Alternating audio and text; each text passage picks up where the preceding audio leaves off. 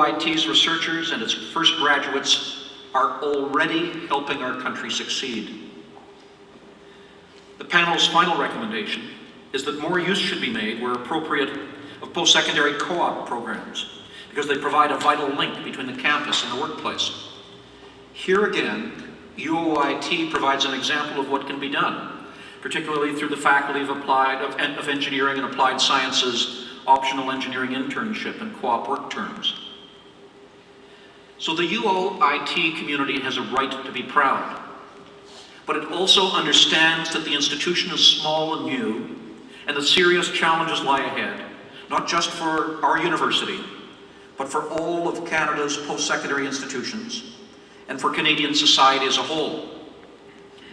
I want to discuss some of those challenges, and why I believe the resources that we devote to education and to training, and to conducting and commercializing university research is one of the most important investments that we can make in our country's future.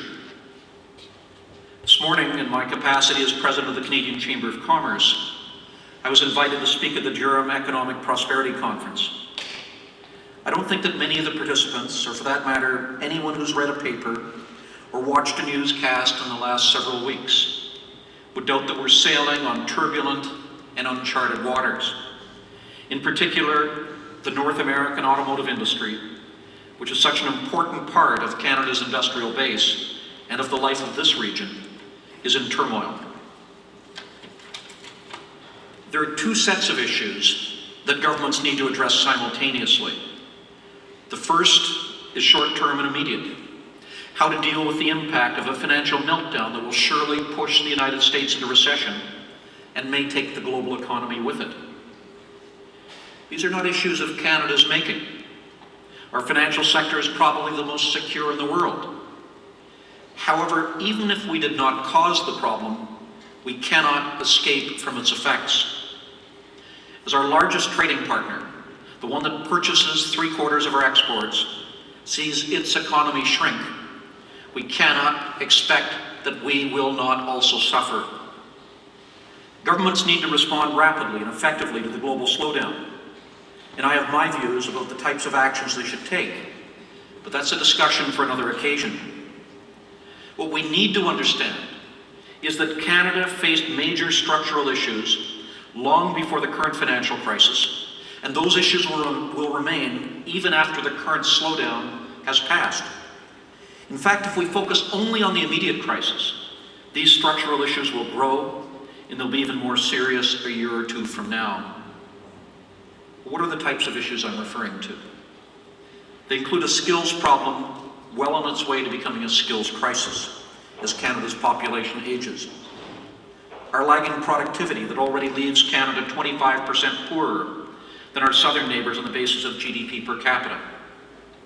Our inability to respond to the transformation of the world's economy into global value chains in a way that will allow us to deal with burgeoning competition from low-wage countries.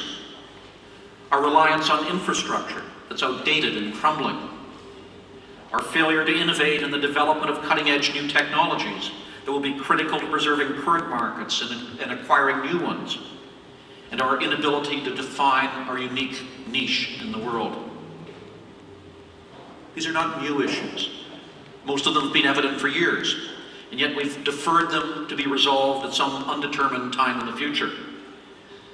We do not have the luxury of deferring them any longer. Over the past 2 weeks, the Conference Board of Canada, a not-for-profit applied research organization, has been releasing its report card on Canada's performance relative to 16 other developed countries. The assessment presents a disturbing picture of a current Canada-US income gap of $6,400 US.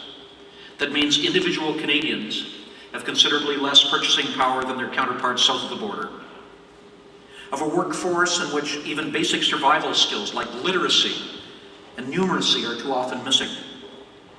And of a country that lags our competitors in science and technology. The Conference Board's findings are the most current assessment of our performance, but they confirm the findings of a series of other studies and reports, including that of the competition panel, which sounded this alarm. We as a country need to regain our ambition to be the best We cannot be content with simply sitting in the top 10 or top 20 among our international competitors. Globalization and the accelerating pace of change will continue whether or not we step forward to address these fundamental transformations. If we want to control our destiny, we must acknowledge these issues and deal with them. So what can we do? Are we condemned to watch ourselves fall further behind as other nations transform their economies? And what role can our colleges and universities play if we decide that we will not allow Canada to slide into irrelevance? In a speech to this year's Couchiching Conference, Canada's most senior public servant, Kevin Lynch, described why developing the best educated and most skilled workforce in the world is so important to Canada. He said this, quote, "Innovation must increasingly be a core driver of increases in our productivity growth. And to be sustainable, innovation must be complemented by a focus on an increasingly skilled workforce."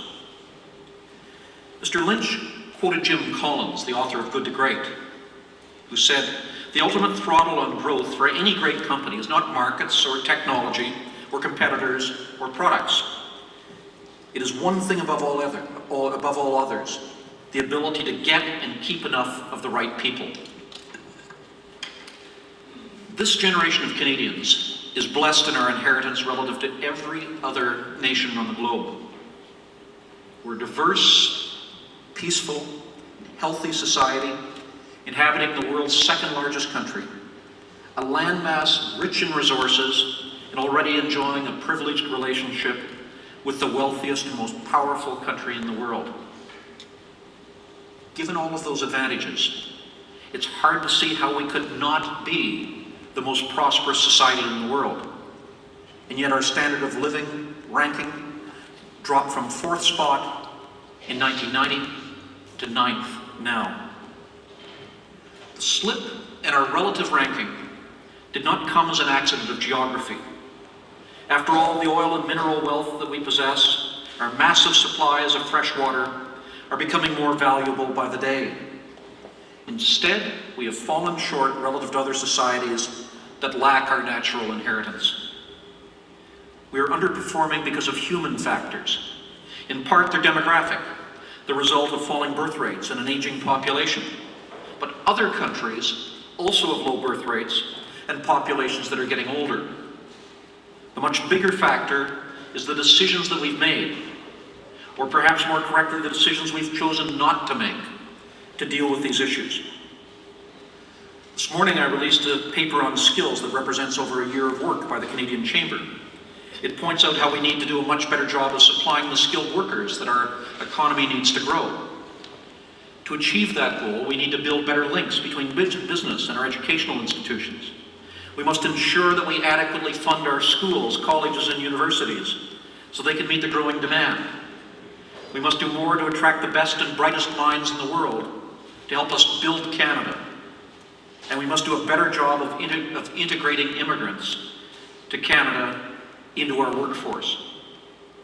We are a rich country, but we are not so rich that we can afford to waste the talents of anyone who wants to work. Most importantly, we must stop seeing education as a canning process that pours knowledge into young minds before they're forever sealed and sent into the workforce. As the Chamber's skills paper points out, we need to change how we perceive the value of education by recognizing that education must be a process that continues throughout our lives. Education is not a destination, but a journey that never ends.